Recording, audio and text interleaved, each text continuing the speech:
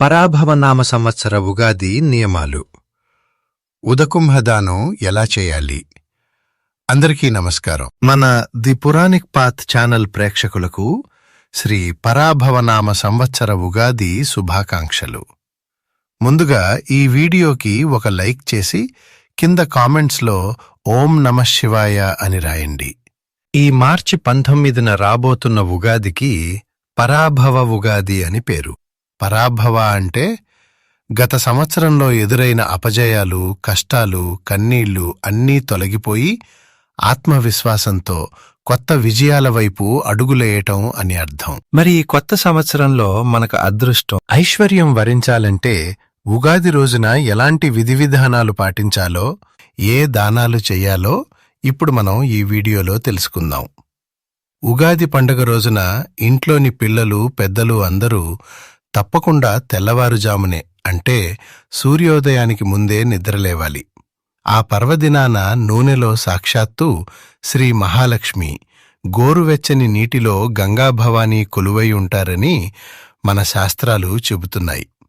కాబట్టి తలకి, ఒంటికి నువ్వుల నూనె రాసుకుని తలంటు స్నానం అనగా తైలాభ్యంగన స్నానం ఆచరించాలి. ఇలా చేయటం వల్ల శరీరంలో ఉన్న అనారోగ్యాలు, దరిద్రం, నెగిటివ్ ఎనర్జీ అన్నీ తొలగిపోయి లక్ష్మీ కటాక్షం సిద్ధిస్తుంది. స్నానానంతరం మనం ముఖ్యంగా పూజించాల్సింది బ్రహ్మదేవుడిని.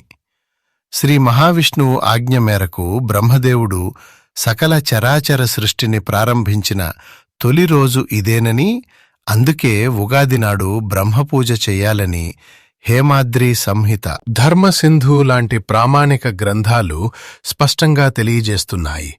ఒక రకంగా చెప్పాలంటే ఇది ఈ సృష్టి పుట్టినరోజు. అయితే మనకు బ్రహ్మదేవుడికి ప్రత్యేకంగా గుడిగాని, పూజామందిరంలో విగ్రహంగాని ఉండవు కదా. మరి ఆ సృష్టికర్తను ఎలా ఆరాధించాలి? దీనికోసం ఉగాది రోజు ఉదయాన్నే మీ ఇంటి ముందు భాగాన్ని శుభ్రం చేసి పసుపు నీటితో అలికి ముగ్గు పెట్టి అక్కడ ఒక చిన్న కర్రను పాతిపెట్టండి. దానికి పసుపు రాసి కుంకుమ బొట్లు పెట్టి పైన మామిడి ఆకులు కట్టండి. ఆ కర్రనే బ్రహ్మదేవుని స్వరూపంగా అనగా బ్రహ్మధ్వజంగా భావించి భక్తి శ్రద్ధలతో కర్పూరహారతి ఇవ్వండి. తీపికి, సంతోషానికి ప్రతీకగా కొద్దిగా బెల్లం ముక్కను ఆయనకు నైవేద్యంగా సమర్పించి నమస్కరించుకోండి. ఈ బ్రహ్మధ్వజం ద్వారా ముక్కోటి దేవతలు అంటే 33 రకాల దేవతామూర్తులందరూ మీ ఇంట్లోకి ప్రవేశించి ఈ సంవత్సరం అంతా మీకు అష్టైశ్వర్యాలు ప్రసాదిస్తారు. ఇక ఉగాది పండుగకు దవనం అనే సువాసనభరితమైన ఆకుకు ఎంతో అవినాభావ సంబంధం ఉంది. వసంత ఋతువులో వికసించే ఈ సుగంధభరితమైన దవనం శ్రీ మహావిష్ణువుకు అలాగే పరమశివునికి అత్యంత ప్రీతిపాత్రమైనది. ఉగాది రోజున మీరు ఇంటి ముందు ప్రతిష్ఠించిన బ్రహ్మధ్వజం దగ్గర అలాగే మీ పూజ గదిలో దేవుని పటాలకు పూలతో పాటు దవనం మాలలు కట్టి అలంకరించండి. ఆ దవనం సువాసనలు ఇంట్లో వ్యాపించడం వల్ల నెగటివ్ ఎనర్జీ దూరమై దైవిక శక్తి ఆకర్షించబడుతుంది. తద్వారా మీ సంకల్పాలు, కోరికలు అతి త్వరగా నెరవేరుతాయి. ఇకపోతే పరాభవనామ సంవత్సర ఉగాది నాటికి ఎండాకాలం ప్రారంభమవుతుంది కాబట్టి దాహంతో ఉన్నవారికి నీళ్లు ఇవ్వడం మహాపుణ్యకార్యం. అందుకే ఉగాది నాడు దారిన పోయే దప్పికగొన్నవారి కోసం చలివేంద్రం ఏర్పాటు చేస్తే ఆ చల్లని నీరు త్రాగిన వారి ఆత్మ సంతోషించి పితృదేవతల ఆశీస్సులు పుష్కలంగా లభిస్తాయని శాస్త్రాలు ఘోషిస్తున్నాయి. ఒకవేళ చలివేంద్రం ఏర్పాటు చేసే స్తోమతగాని, వీలుగాని లేనివారు దానికి ప్రత్యామ్నాయంగా కనీసం ఒక నీటి కుండ దానం చేయాలి. దీనినే విశేషంగా ఉదకుంభదానం అంటారు. ఈ ఉదకుంభదానంలో ఎంతో గొప్ప పౌరాణిక ఆంతర్యం దాగి ఉంది. ఇక్కడ మట్టి కుండ ఈ బ్రహ్మాండానికి సంకేతం కాగా అందులోని నీరు సకల ప్రాణకోటికి జీవాధారమైన శ్రీ మహావిష్ణువుకు ప్రతీక. ఈ దానం చేయడానికి ఒక కొత్త మట్టి కుండను తీసుకుని దానికి చుట్టూ పసుపు రాసి కుంకుమ బొట్లు పెట్టి పచ్చని మామిడి ఆకుల తోరణాలు కట్టాలి. ఆ కుండ నిండుగా స్వచ్ఛమైన నీళ్లు పోసి అందులో కొద్దిగా పసుపు, కుంకుమ, అక్షింతలు, సువాసన గల పూలు వేయాలి. ఆ తర్వాత ఒక కొబ్బరి బొండాన్ని తీసుకుని దానికి పసుపు దారం చుట్టి కుండపై ఉంచాలి. ఆ కుండను సాక్షాత్తు త్రిమూర్తి స్వరూపంగా భావించి బ్రాహ్మణుడికి దానమిస్తూ, ఏష ధర్మఘటో దత్తో బ్రహ్మ విష్ణు శివాత్మకః అస్య ప్రదానాత్ సకలాః మమ సంతు మనోరథాః అనే శ్లోకాన్ని పఠించాలి.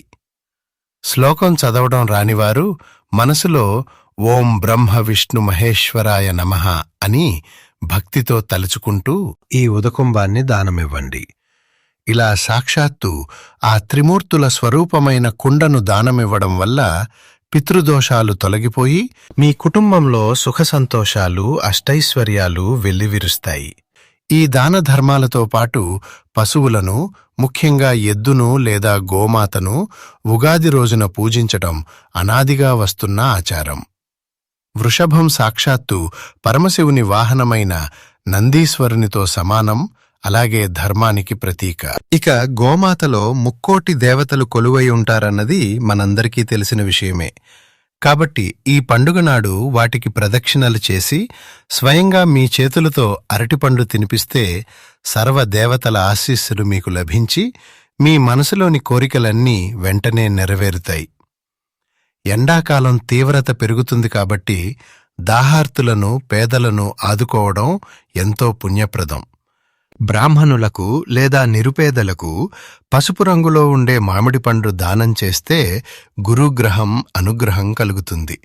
అలాగే చల్లని మజ్జిగ, విసనకర్ర, నూతన వస్త్రాలు దానం చేయటం వల్ల జాతకంలో ఉన్న ఎన్నో రకాల గ్రహ దోషాలు, పితృదోషాల తీవ్రత తగ్గిపోయి మీ కుటుంబానికి అంతులేని మనశ్శాంతి, కార్యసిద్ధి కలుగుతాయి.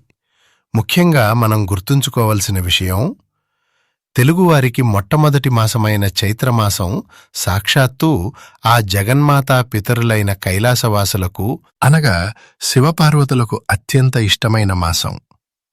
సృష్టికి మూలమైన ఈ దంపతులను ఉగాది నాడు, అలాగే ఈ చైత్రమాసంలో వచ్చే అష్టమి తిథి రోజున శివాలయానికి వెళ్లి దర్శించుకోవాలి.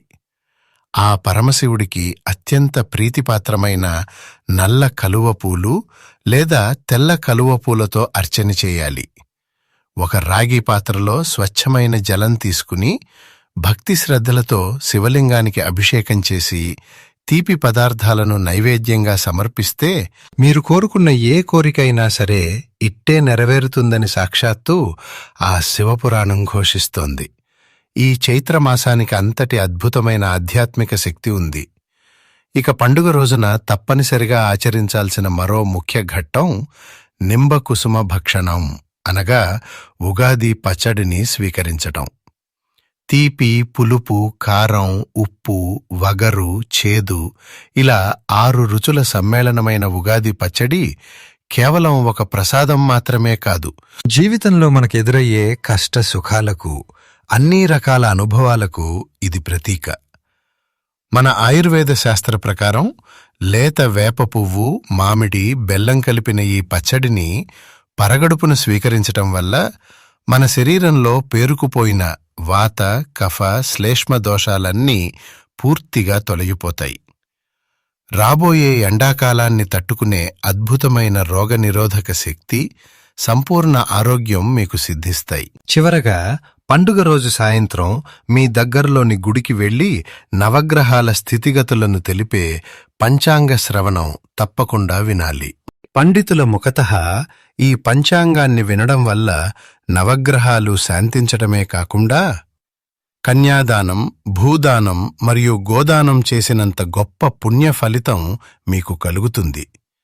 ఈ ఉగాది రోజున ఈ పౌరాణిక నియమాలన్నీ పాటించి ఆ భగవంతుని కృపకు పాత్రులు కండి. ఈ వీడియోలోని సమాచారం మీకు ఉపయోగకరంగా అనిపిస్తే తప్పకుండా లైక్ చేయండి. అలాగే మీ బంధుమిత్రులందరికీ వాట్సాప్ ద్వారా షేర్ చేయండి. ఈ వీడియోపై మీ అభిప్రాయాన్ని లేదా ఓం నమఃశివాయ అని కింద కామెంట్ చేయండి. మరిన్ని పౌరాణిక మరియు ఆధ్యాత్మిక విషయాల కోసం మన ది పురాణిక్ పాత్ ఛానల్ని సబ్స్క్రైబ్ చేసుకోవటం మాత్రం మర్చిపోకండి. ఓం నమః శివాయ. ధన్యవాదాలు.